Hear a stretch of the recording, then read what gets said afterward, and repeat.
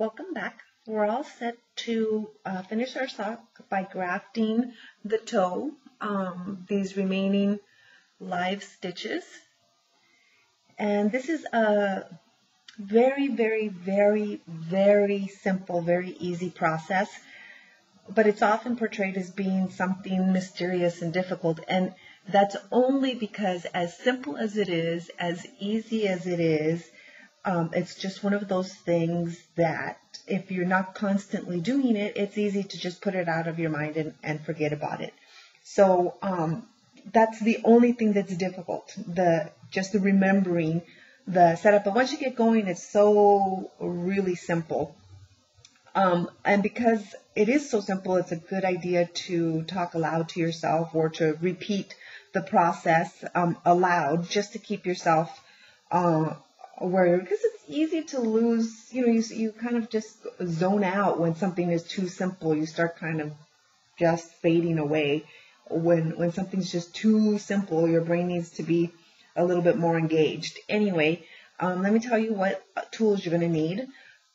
You will need to have a tapestry needle, and that's pretty much it. And I have some options here. They could be plastic, wood, metal. They could be a small one that will be about the same diameter as the needles you use to knit the sock with, or a little thicker. It doesn't really matter. They could have a bent tip. I prefer the ones with the bent tip. That's my personal preference. A lot of people use just a straight tapestry needle. The key is to make sure that they have a nice big eye so you can fit your yarn through there. For grafting, you do not want to use a sharp needle like this one. This one has a really sharp point here. These are useful for other things in our finishing, but not so much for grafting. So no sharp points. Blunt tip, either bent or straight, and big eye. So I'm going to go ahead and use this red one. And the other thing I always pull out is my little cheat sheet where I've written my version of the abbreviation for Kitchener stitch. So let me go ahead and set them aside, just again to remind myself where I'm at.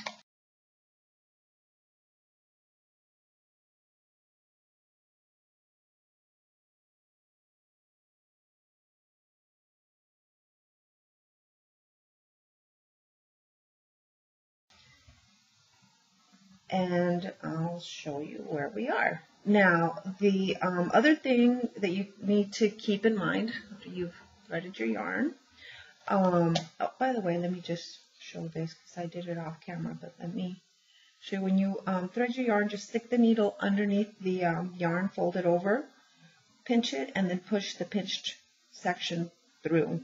This works for all kinds of yarn. Some people actually go like a sewing needle like this, and I'm able to do it with this needle because the eye is so big and the yarn is thin. But if you look carefully, see what's happening? I have this little bit coming off the end back here.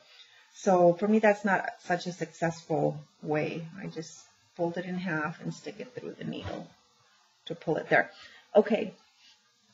The thing that you need to know when you're getting ready to graft is you have to make sure that you have the same number of stitches on the back needle as you do on the front needle.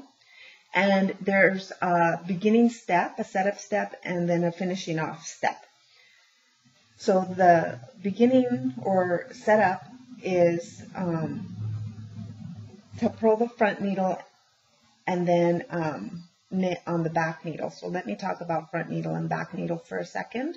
Your front needle is the needle that is when you first start, the yarn will be coming or hooked onto one of the needles, the working yarn.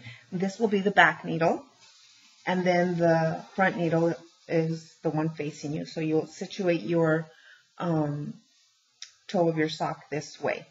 So what you're going to, when I say purl, I mean go into the stitch as if you were going to purl it. And when I say knit, I mean go into the stitch as if you were going to knit it. And front meaning the front needle and back meaning the back needle. Okay, so the setup step is to go into the first stitch on the front needle as if to purl. So here's my first stitch, and I'm going to go into it as if I was going to purl it, and I'm going to pull my yarn all the way through. And now I'm going to go into the first stitch on the back needle as if to knit. So here's the back needle, and I'm going to go into it as if I was going to knit it.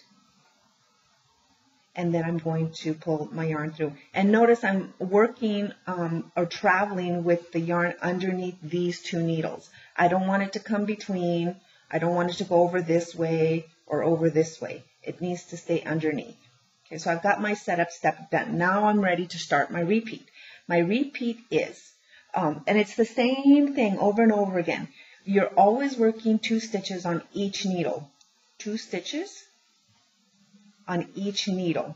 So the front needle is always knit the first stitch and take it off, purl the second stitch and leave it on.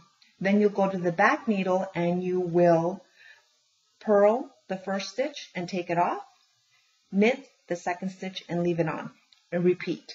And you'll repeat those 2 actions. So let me go through that. I am going to go to the front needle, go into the first stitch as if to knit, and take it off. Now, I don't pull the yarn all the way through at this point. I leave the yarn not pulled through just yet. And then I'll go into the second stitch on the front needle as if to purl. So I'll just stick my needle tip, tapestry needle in there as if I was going to purl that stitch. Now I'll pull my yarn all the way through. And I'll pull it fairly snug. Now I'm going to go back to the back needle. I'll pull this needle forward so these stitches don't fall off. And I'll push this needle back so that I can, not too far back, so I can get into the stitches. So now I'm on the back needle. On the back needle, I'm going to go into the first stitch as if to purl and take it off. I'm not pulling the yarn through just yet. And then I'll go into the next stitch as if to knit. And now I'll pull the yarn through. And that second stitch stays on. So I'll move my needle forward, and now I'm back to the front needle again. In as if to knit, in as if to, and off, in as if to purl. Pull the yarn through, go to the back, in as if to purl and off, in as if to knit, pull through,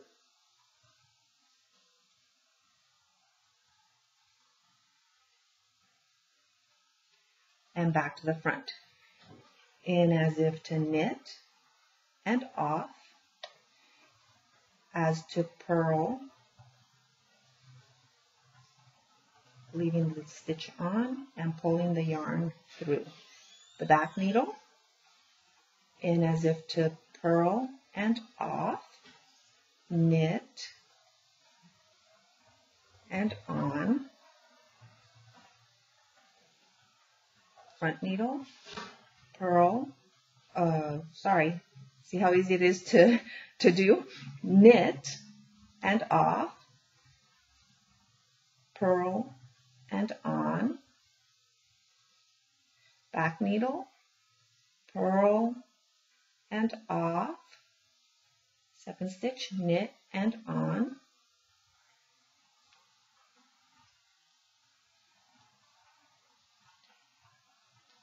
and you can adjust the tension as you go along.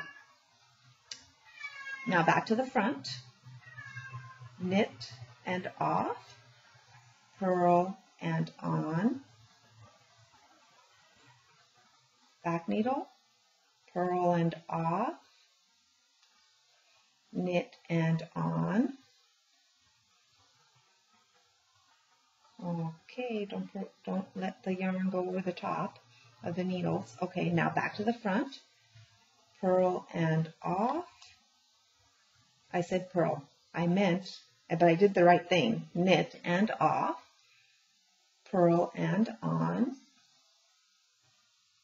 back needle, purl and off, knit and on, front needle, knit, purl, back needle, purl, knit. Oh, and here's my visitor who doesn't like to let me work. Hi, Gar. Go away, kitty. There. Or at least stay out of the camera. Where was I? Knit, right? So front needle. Oh, I can tell where I'm at because of where the yarn is hooked onto. It's hooked onto this stitch right here. So that's the last one that I worked. And so I know that now I'm ready to start onto the front needle here. So knit and purl.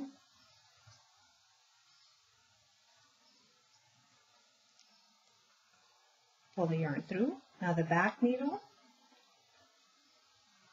purl, and knit. Now the front needle, knit, and purl. So I'll say what I said earlier. If I had to put this down and then come back to know where I should start up again in the sequence, I'll just look to see where the yarn is attached to.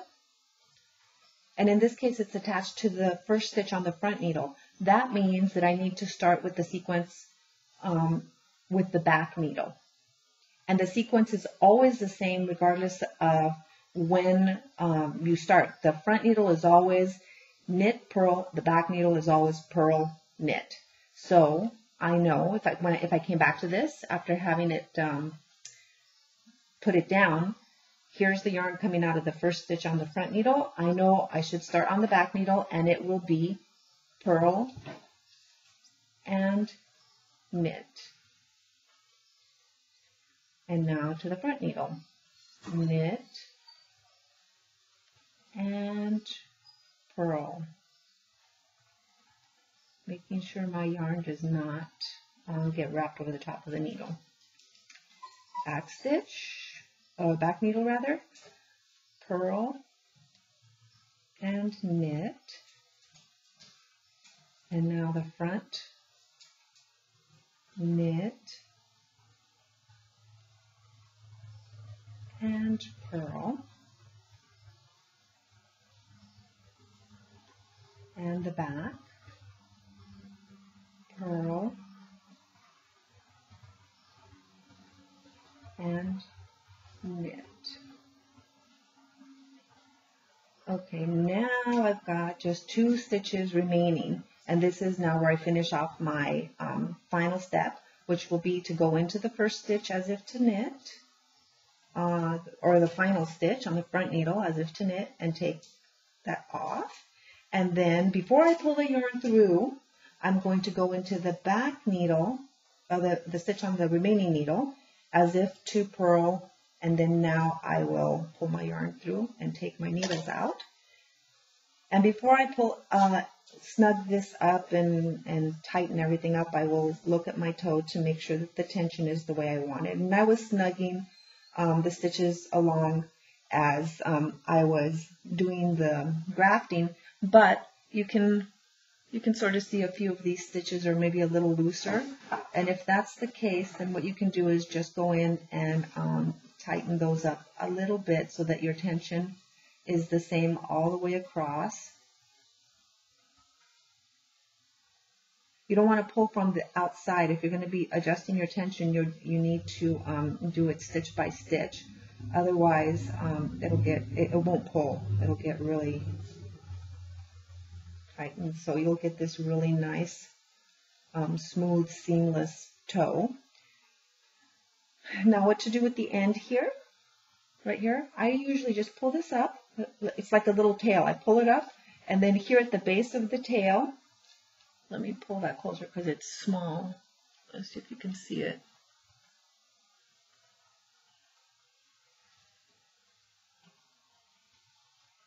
pull it up here. Come on, camera, focus.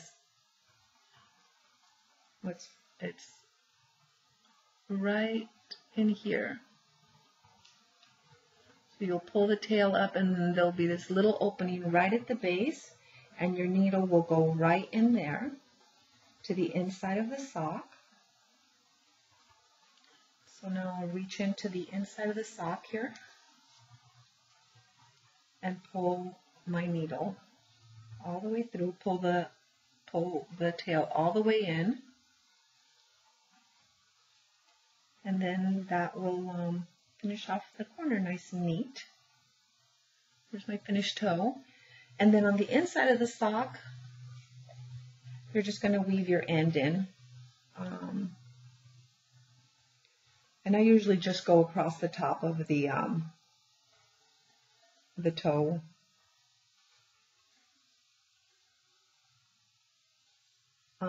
For maybe 2 or 3 or 4 stitches.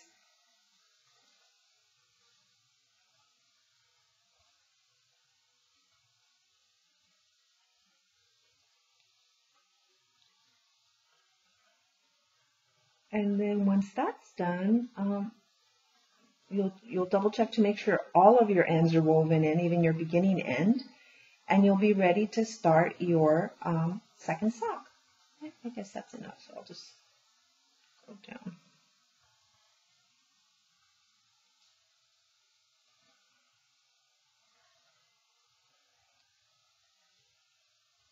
And then I'll cut that end. Let me turn my sock. Actually, the sock looks like it could be reversible. I could wear it inside out. Look at that. So I guess I better be neat. Now that I'm looking at this, hey, maybe I like this. That'll be a future pair. I still have to work on get going on the partner for this guy. So here is our completed sock. So the final thing to do now is stick a foot in here and wear it. Well, after I make the second one. After I make the second one. Okay, next series, the next class series is going to be a sweater class, so maybe you'll see some finishing videos or other stuff that comes up in that series, maybe shaping, measuring, who knows. It's always different, and we never run out of stuff to learn. See you next time.